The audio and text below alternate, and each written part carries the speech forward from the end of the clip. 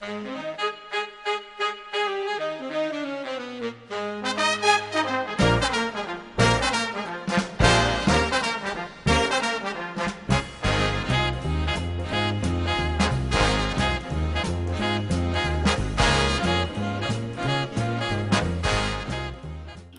into the 1940s, I was on a roll. I had my specialized police force known as the Brown Shirts. I am anti-Semitic.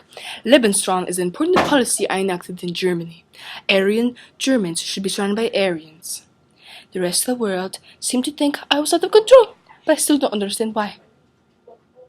Germany, Italy, France, Great Britain, and the United States met at the Munich Conference with hopes that we would talk to Hitler and Mussolini, but we just wound up adopting a policy of appeasement. I wrote some neutrality laws because we were isolationists at the time, and then I called up Stalin and mended some ties. Hitler decided to come up with this great idea that he said I should sign this German non-aggression pact. Clearly, he thought I was stupid, but I signed it anyway. Gave me more time to get my armies and supplies together before I knew the inevitable conflict was coming. I came with this new method of attacking, Blitzkrieg.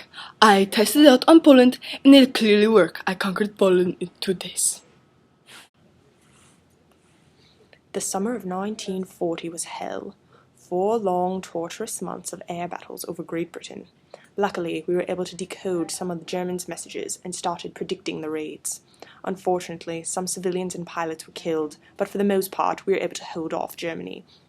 I really disagree with Japanese imperialism, so I decided to cut ties and improve an embargo. I didn't think he would throw a temper tantrum. So, I attacked his country.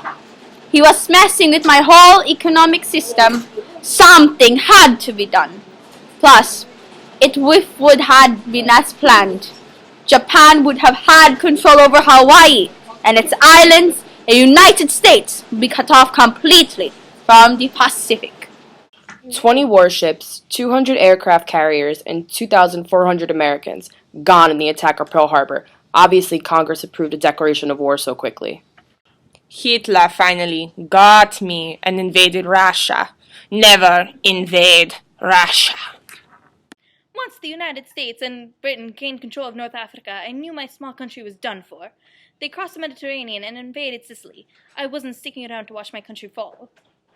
To end the war in Europe, we launched Operation Overlord, a genius plan created by General Eisenhower, starting with fake radar messages and then dropping the 23,000 paratroopers to take over roads and bridges hours beforehand.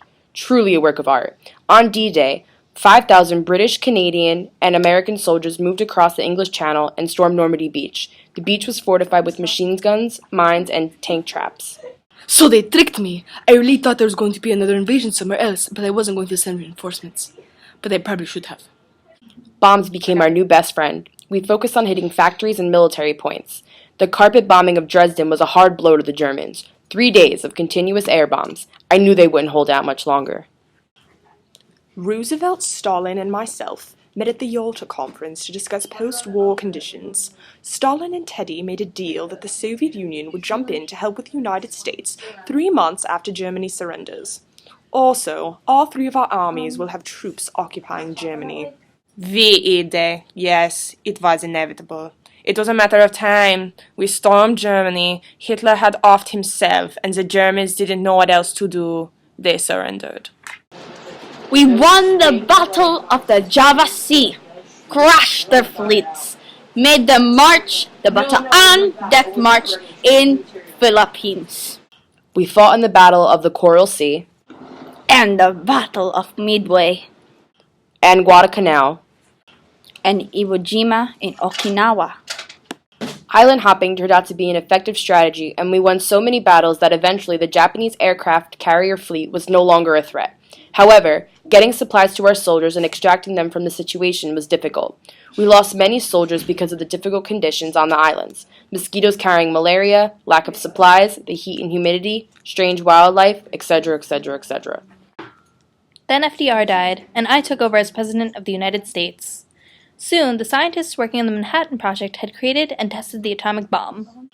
Soon, after the bombs were dropped by the Enola Gay on Hiroshima and Nagasaki, Japan signed their surrender on the deck of the USS Missouri. And I ruled Japan. He was a protectorate, a figurehead we controlled. While we were fighting the war, we had no idea that Hitler was holding his own people hostage in conditions worse than prisons. When it came to our attention that Hitler held people in execution and labor camps, for goodness sakes, we had to free them on what was known as Liberation Day in the Nazi camps. He was strategically removing of the people he disapproved of: the gypsies, the disabled, the Jewish, anyone who didn't fit his idea of Aryan. Well, Truman had his internment camps. He took his citizens that weren't even actually Japanese and took away everything they owned just because they were associated with Japan. I was just doing what was best for my country and society. The whole world would have seen. We would come out as #1! The 1940s were a booming time for production and the economy. Factories were bustling and creating thousands of aircrafts and tanks. Farmers were back to work because the troops would need food. The Selective Training and Service Act went over well. Many men were drafted. Women finally joined the fight. The government urged the media to create propaganda to keep morale high. Nighttime blackouts were used to save electricity. Victory gardens sprouted up everywhere, and ration books were used to help conserve food for the troops. Women's clothing became shorter in order to conserve fabric. Nylons were collected to make parachutes and other war materials. After the war was over in the European theater, we held a conference in Potsdam. We, Britain, the Soviet Union, and I, wanted to arrange the terms of World War II and determine the post-war boundaries. We decided to demilitarize and de-arm Germany, dividing into 4 Allied-occupied sections. We didn't want World War III starting due to the same reasoning of Germany having to deal with reparations. But Stalin over here was all, "I want my money now." We obviously did not agree. What was I supposed to have done? They appeared to be threatening, going up to me specifically to make sure I knew the United States had atomic bomb and that they were successful. I needed the money so I could build up my army and create my own nuclear weapons in case of attack. Anyways, we also had to discuss what to do about millions of Jewish people who still survived that protested against going back to Germany because they felt unsafe. So, we took Palestine and divided it up, so the Jewish people who did not want to return to Germany could go to the new state of Israel. So, to ensure this war never happened again, we had to do something. We created the United Nations, a council with representation from some of the biggest powers in the world, to make sure a war of this scale never occurs again. The goal of the UN was to assure and bring peace before war could escalate. Too bad they didn't have much power when it came to tension between the largest powers in the world. Guess what the big old United States was afraid of after this war? The Soviet Union. We are the source of all their fears. Nuclear warfare, World War III, communism, a surprise dropping of the atomic bomb, and little old me.